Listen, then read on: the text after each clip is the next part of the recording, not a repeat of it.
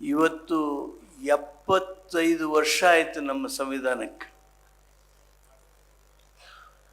ನಮ್ಮನ್ನು ಬಿಟ್ಟರೆ ಮತ್ತೊಂದು ಯಾವುದು ಕೊಲೋನಿಯಲ್ ಕಂಟ್ರಿ ಸಂವಿಧಾನವನ್ನು ಉಳಿಸ್ಕೊಳ್ಳೋದಕ್ಕೆ ಸಾಧ್ಯ ಆಗಲಿಲ್ಲ.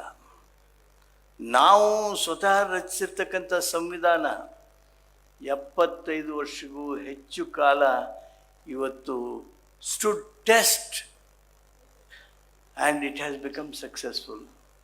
ಮಿಸ್ಟರ್ ಬಿರ್ಕನ್ ಹೆಡ್, ಆ ಏನು ನಕ್ಕಿದ್ದ Birkenhead, we have proved him wrong and we have proved successful. ನಿಮ್ಗೆ ಆಶ್ಚರ್ಯ ಆಗ್ಬೋದು, ಭಾಳ ರಾಷ್ಟ್ರದವು ಜಗತ್ತಿನೊಳಗೆ, ಸಣ್ಣ ಸಣ್ಣ ಓದಾವು, ದೊಡ್ಡ ದೊಡ್ಡ ಓದಾವು, ಮಿಲ್ಟ್ರಿ ಓದಾವು, ಡಿಕ್ಟೇಟ್ರಿ ಇದ್ದಿದ್ದು ಓದಾವು, ರಾಜರಿದ್ದವ್ರು ಓದಾರ, ರಗಡ್ ರಾಷ್ಟ್ರಗಳದಾವು. ಸಂವಿಧಾನ ಎಲ್ಲರೂ ಒಂದೊಂದು ಮಾಡ್ಕೋತಾರೆ. ಅಮೇರಿಕಾ ಇಂಗ್ಲೆಂಡ್ಗಳನ್ನು ಬಿಟ್ಟರೆ, ಇಂಗ್ಲೆಂಡ್ ಅಂತೂ ಲಿಖಿತ ಸಂವಿಧಾನ ಇಲ್ಲ. ಅಮೇರಿಕಾದಂಥ ರಾಷ್ಟ್ರಗಳನ್ನು ಬಿಟ್ಟರೆ ಎವರೇಜ್ ಲೈಫ್ ಆಫ್ ಕಾನ್ಸ್ಟಿಟ್ಯೂಷನ್, ಎಲ್ಲರೂ ವಕೀಲರಿದ್ದೀರಿ, ಎಷ್ಟಿದೆ ಗೊತ್ತಲ್ಲ? It is just 17 to 19 years. 17ರಿಂದ 19 ವರ್ಷ ಸರಾಸರಿ ಈ ಸಂವಿಧಾನಗಳ ಜೀವ, life.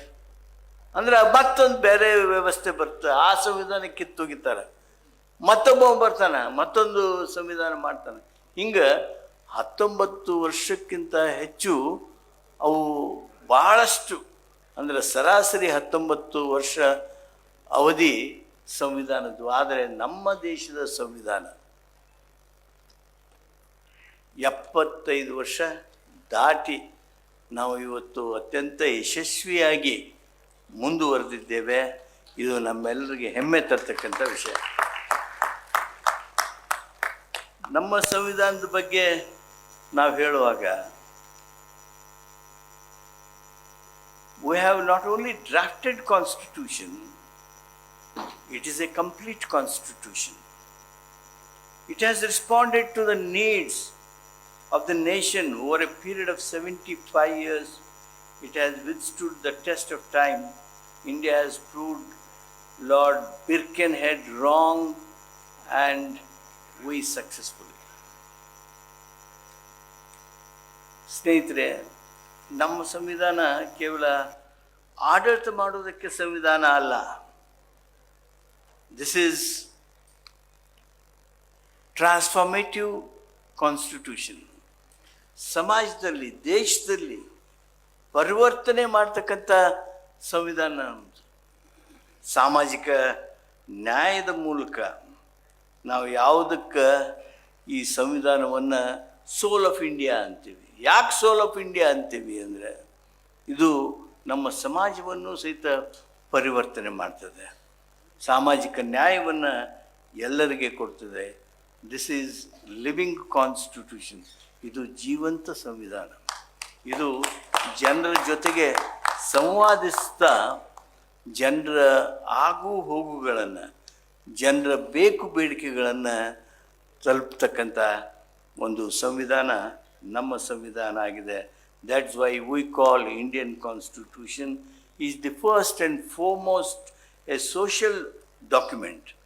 The majority of its provisions are either directly aimed at furthering the goals of social revolution. This is what is consensus of the Constitution. ಗೆಳೆಯರೆ, ನಾನು ತಮ್ಮ ಗಮನವನ್ನು ಇತ್ತೀಚಿನ ದಿನಗಳ ಬಗ್ಗೆ ಸೆಳೆಯೋದಕ್ಕೆ ಬಯಸ್ತೇನೆ. ನಿಮಗೆಲ್ಲರಿಗೂ ಗೊತ್ತಿದೆ, ನಾವೆಲ್ಲರೂ ಹೋರಾಟ ಮಾಡ್ತಾ ಇದ್ದೀವಿ. ರಾಷ್ಟ್ರದಲ್ಲಿ ಈ ಸಂವಿಧಾನವನ್ನು ತಿರುಚುವಂಥ ಪ್ರಯತ್ನಗಳು ಎಲ್ಲ ರೀತಿಯಿಂದ ನಡೆದಿವೆ. ಸಂವಿಧಾನದ ಮೂಲಕ ನಾವು ಕೊಟ್ಟಿರ್ತಕ್ಕಂಥ ಅಟಾನಮಿಗಳು, ಇವತ್ತು ಸುಪ್ರೀಂ ಕೋರ್ಟ್ ತಗೊಳ್ರಿ, ಇವತ್ತು ಎಲೆಕ್ಷನ್ ಕಮಿಷನ್ ತಗೊಳ್ರಿ, ಇವತ್ತು CBI, ED, ಇನ್ಕಮ್ ಟ್ಯಾಕ್ಸ್ನಂಥ ಏಜೆನ್ಸಿಗಳನ್ನು ತಗೊಳ್ರಿ. ಇವು ಎಲ್ಲವುಗಳಲ್ಲಿ ಸಂವಿಧಾನ ಏನು ಸದಾಶಯ ಹೊಂದಿತ್ತು these are to be autonomous bodies. Are they continue to be autonomous bodies? Election Commission has proved that it has become a wing of BJP. ಈಗಾಗಲೇ ಉಗ್ರಪ್ಪ ಹೇಳ್ತಿದ್ರು, ವೋಟರ್ ಲಿಸ್ಟ್ ಸರಿಯಾಗಿ ತಯಾರು ಮಾಡೋಕ್ಕಾಗಲಿಲ್ಲ, ಆಪಾದನೆಗಳಿಗೆ ಉತ್ತರ ಕೊಡೋದಕ್ಕೆ ಆಗಲಿಲ್ಲ.